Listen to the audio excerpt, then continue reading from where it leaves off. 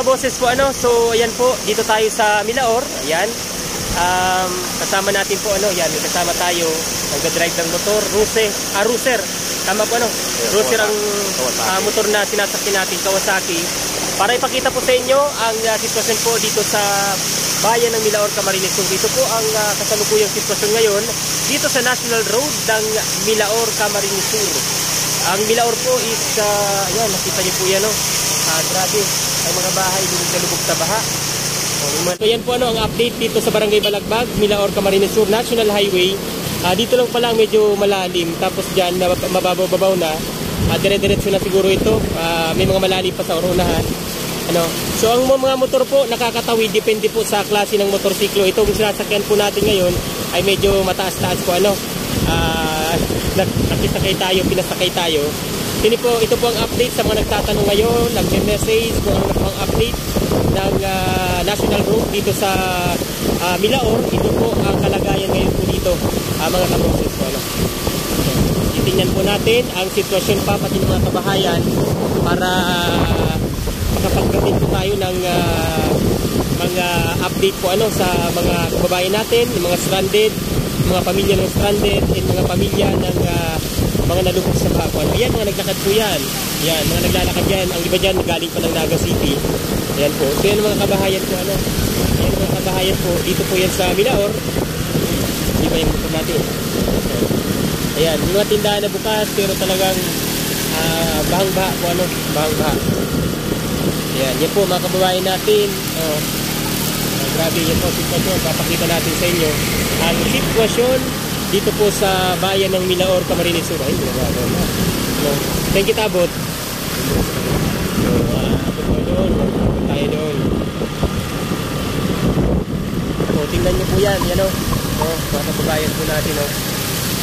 Sapin, lubog sa baha. Ito po, yan. Hey! Yan ang sitwasyon. Ano yung motor?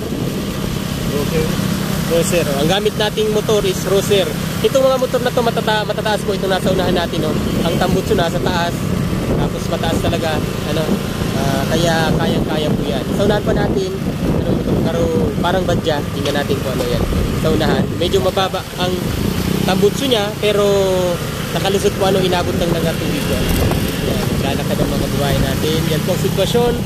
Nangangailangan po ng tulong ang bayan na ito po dahil lubog na lubog sa baha. Maraming isa sa problema dito ay inumin ng tubig na maiinom, pagkain. Ayan, tingnan niyo po yan talagang nalubog. Nasira na ang bahay.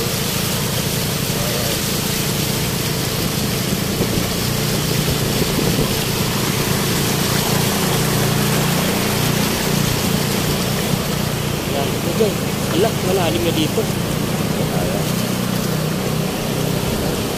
Dito medyo malalim ulit. Malapit sa anong tawag sa kalsadang ito, yung bypass C5. C5 pa to? C5. Yung kalsadang ito po papuntang Minalabak. Yan, medyo malalim na po. Inaunahan natin na motor.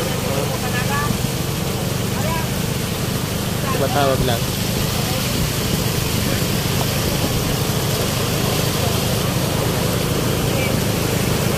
Yan. Sa tulong po ng nasasakyan nating motor, maipapakita po natin ang sitwasyon ngayon ng National Road ng Milaor, Camarines Sur. Kung saan tayo, depende sa driver, kung saan tayo abot. Ayan. Pero dun sa unahan, dun na sigurang malalim, hindi na talaga kaya po ng mga motor doon. Ayan. Kayang lagpason sa Naga, lagpason. Ayan. Yan po ang mga gamit ng mga kababayan natin. Inilabas na dito. Basang-basa ang mga gamit nila. Kita niyo po yan. Yan na po. Ang DWNX lubog din sa baha.